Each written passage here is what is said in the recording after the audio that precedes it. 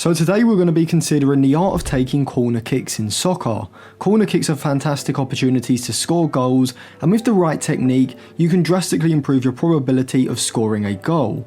And I mean, just look at the likes of Trent Alexander-Arnold and James Ward-Prowse, and you can see just how important set-piece taking ability can be. So step 1 is the positioning. Place a ball inside the quarter circle, or even on the edge of the quarter circle, just as long as the ball is touching the line, nearest to the side wherever the ball went out. Then take a moment to assess the field and your teammate's position, as a well-placed ball is the foundation of any successful corner kick. Step 2, the technique. Now the technique will depend on what side you're striking the ball and what foot you're striking the ball with as well. If you want an in-swinging corner kick where the ball essentially curls towards goal, you need to be on the opposite side from your stronger foot, which you will be taking the corner with. So if the corner kick was on the left side, you would need a right footer to provide this in-swinger. And then vice versa, if the ball is on the right side, you then need a left winger to provide this sort of curl towards goal. However, if you wanted to deliver an out-swinging cross, where the ball is curling away from the goal and the goalkeeper and towards your teammates, then you need to be taking the corner on the same side as your stronger foot. So if you want to deliver an outswinger from the right, you need a right footer. And if you wanted an outswinger from the left, you would obviously then need a left footer. But as most players are one-footed, whether you deliver an in-swinging cross or an out-swinging cross from a corner really depends on what side you are taking the corner from. So you approach the ball with confidence as always, using your non-kicking foot for balance, and you aim to strike the ball with the inside of your foot to create that sort of spin and control. And unlike with a free kick where you generally want to get over the ball to stop the ball going over the bar, with a corner kick you do want to generate height. The last thing you want is to not beat the first man, enabling the opposition to clear the ball and clear the pressure. And so unless you have specific instructions from your coach, you probably want to be aiming around the 6-yard box to the penalty spot, either in the middle or towards the far post. And so by striking the ball slightly under the middle and not leaning too far forward should allow you to generate the height alongside the curl with your cross. And this is the most important part, so I'll give you 5 tips. The first tip is the foot placement. The position of your non-kicking foot alongside the ball, anywhere really that's comfortable for you to actually generate the power but also maintain your balance, whilst also collectively turning your body to kick the ball in the direction that you want. My second tip would be your body positioning to keep your body balanced and your eyes on the target. And as I said before, maintain a slight lean backwards in order to generate lift and power. Tip number 3 is your swing. You want to swing your kicking leg in a controlled arc, making contact with the ball's outer side, with the inside of your foot generally being the most accurate for this type of connection. Well, the laces can also be used, but that's not going to have much curl on the ball, and it's going to be more of a straighter delivery, which is generally perceived to be harder for attacking players to score from because of the direction and the power that the header needs to have on it. Tip number 4 would be about your timing. You want to time your cross well, especially if you're crossing to a specific teammate. Anticipate where your teammate will be, and maybe you can have a hand signal as well to let the player know when to make a move, and then deliver the ball ahead of them so they can run onto it. And my final tip for crossing would be the height and speed.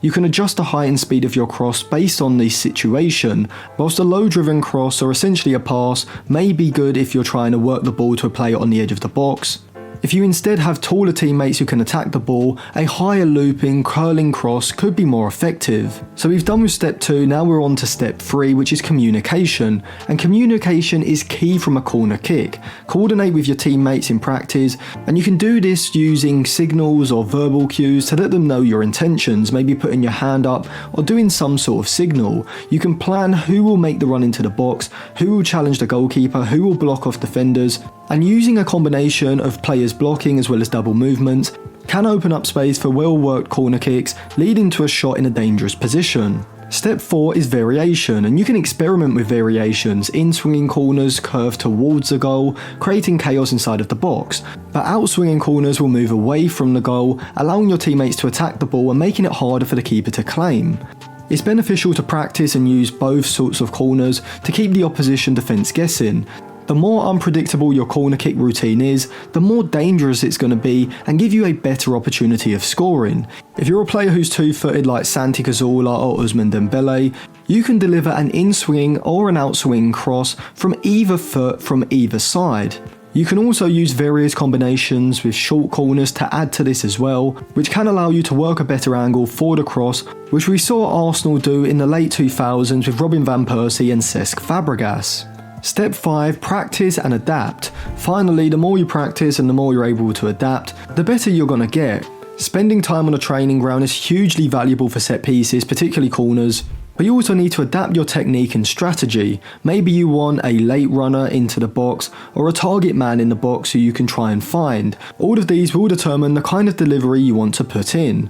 It should be noted that opposition teams will also have marking systems. Maybe they go man to man and have a designated player with a certain player on your side, or maybe they use a zonal marking system where instead of marking a specific player, they instead sit in a specific area of the box. But with the right positioning, technique, communication and practice, you can definitely become a corner kick specialist for your side. But now we've covered the technique and the approach to actually taking a corner kick, we come on to the tactics behind the corner.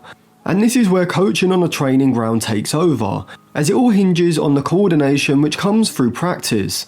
Now you don't just have to cross a ball into the box first time either. The most common alternative corner variation is probably the short corner, most effective when the teammate makes a run towards the corner taker, opening up the opportunity for a 2v1 situation. The corner taker can play the pass into the runner before making an overlapping run around him, allowing the corner taker to then get into a much better angle to then curl in a cross towards goal. In this particular example, having the corner taker being right-footed and the runner who initially receives the ball being left-footed does provide the perfect balance, as a corner taker can put in an in-swinging curling cross using his stronger foot, whilst you've also got the option of the runner who received the ball curling in an outswinger from closer to the byline. However, with the short corner, there is obviously the possibility that you don't actually manage to get the ball into the box, maybe something breaks down in communication, or the opposition managed to get a few players over to stop the 2v1 situation from occurring. But let's say you just want to put a direct cross into the box from the corner. Another effective method could be to have players cluster on the edge of the box, as this will disrupt the opposition side's man-to-man defensive strategy by stopping opposition players being able to get tight to their man. 4 or 5 players may stand on the edge of the box close together, and as the corner taker is about to put the ball into the box, the cluster disperses, with some players running to the back post, some players running to the middle, some making the run to the near post, but some players holding their position on the edge of the box, or you could just have a player move around to the penalty spot position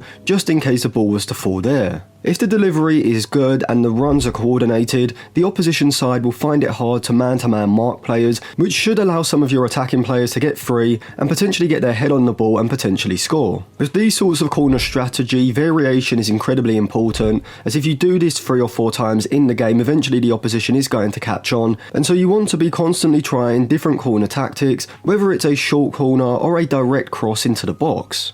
So thank you for watching. If you enjoyed that video, remember to subscribe to the channel, give the video a like, and check out some of our other videos as well.